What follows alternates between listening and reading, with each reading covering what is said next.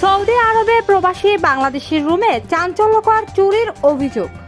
নগদ 2,45,000 Saudi Real, 103 গ্রাম স্বর্ণ ও passport উধাও। বিশেষ প্রতিনিধি এর পাঠানো তথ্য ও ভিডিও চিত্রে বিস্তারিত দেখুন প্রতিবেদনে।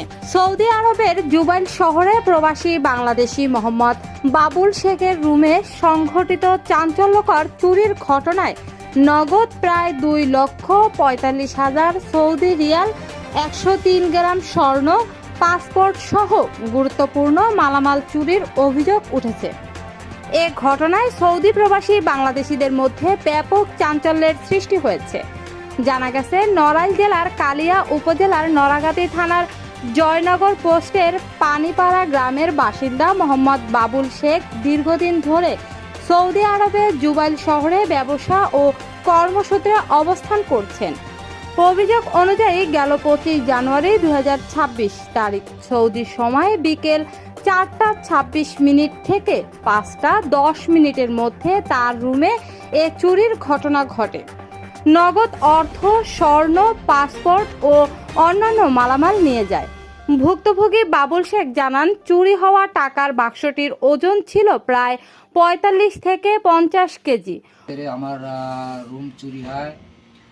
সৌদি আরব 2,45,000 রিয়াল, 103 গ্রাম স্বর্ণ, পাসপোর্ট সহ বক্স বের করে নিয়ে যায়। বক্সের ওজন 45 হইতে 50 কেজি। আমার রুমে 8 জন লোক থাকে, রুম পার্টনার। তারা 3 জন অনেক দূরে কাজ করে, 300 হইতে 600 কিলো দূরে। আর সাদিকুল, রুমের আর এক লোক সাদিকুল, সে রুমের থেকে প্রায় 10 থেকে 15 মিনিট পায়ে হেঁটে লাগে এত দূর কাজ করে। আমরা রুমে 4 জন লোক থাকি। তারপর 4 জন লোক থাকি আকরাম, আল মামুন, রাকিবুল ও আমি নিজে। ওই রুমে মোট 8 জন অবস্থান করতেন। তাদের মধ্যে 3 জন দূরের কর্মস্থলে ছিলেন। রুমে উপস্থিত ছিলেন আকরাম, আল মামুন, রাকিবুল ও তিনি নিজে। তিনি বলেন, ঘটনার দিন আকরাম অসুস্থ হয়ে মেডিকেলে যায়। এরপর রাকিবুল রুম থেকে বের হয়। কিছুক্ষণ পরে আমিও আমার ছেলে বাইরে যাই। বাইরে গিয়ে আকরামের সঙ্গে দেখা হয়। প্রায় 25 মিনিট পর রুমে ফিরে দেখি দরজা খোলা এবং টাকার বাক্স সহ সব কিছু নিয়ে যাওয়া হয়েছে। বাবুল শেখের দাবি, রুমের চাবি রাকিবুল শেখ ও সাদিকুল মোল্লার কাছেও ছিল। তার অভিযোগ, পরিকল্পিতভাবে তার নগদ অর্থ ও স্বর্ণ চুরি করা হয়েছে। ঘটনার পর থেকে অভিযুক্তদের খুঁজে পাওয়া যাচ্ছে না বলেও জানান তিনি। ঘটনার পর সৌদি আরবের জুবাইল থানায় একটি সাধারণ অভিযোগ দায়ের করা হয়।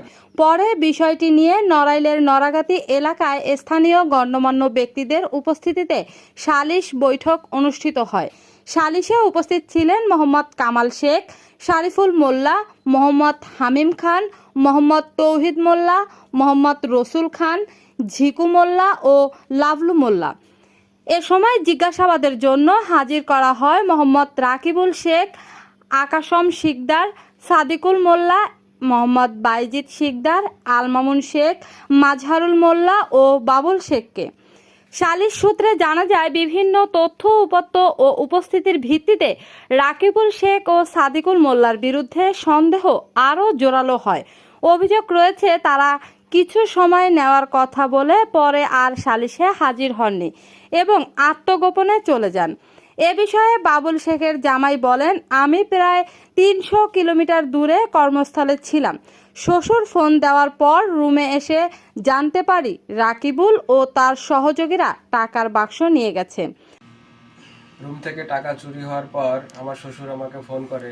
আমি প্রায় 300 কিলোমিটার দূরত্বে থাকি, কাজের সাইডে।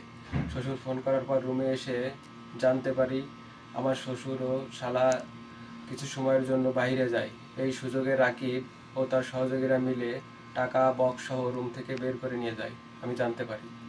অন্যদিকে আকরাম নামের এক রুমমেট বলেন, ভাইজান ব্যবসা করতেন এবং ওই বাক্সে অনেক টাকা ও স্বর্ণ ছিল। আমরা বাইরে থেকে ফিরে এসে দেখি দরজা খোলা এবং বাক্স নেই। টাকার বিষয়টি রুমের কয়েকজন জানতেন। এ ঘটনা আমরা এই জুবাইল সাগরে ভাইজান খুব ব্যবসা বাণিজ্য করে, অনেক টাকা পয়সা রাখছিল বক্সের মধ্যে, 2,45,000 রিয়াল, 103 গ্রাম স্বর্ণ। আমি রুমেতে কিছুক্ষণ আগে বের হয়ে যাই, তার পরবর্তীতে বাবলু ভাই এবং না ছেলে বের হয়ে যায়।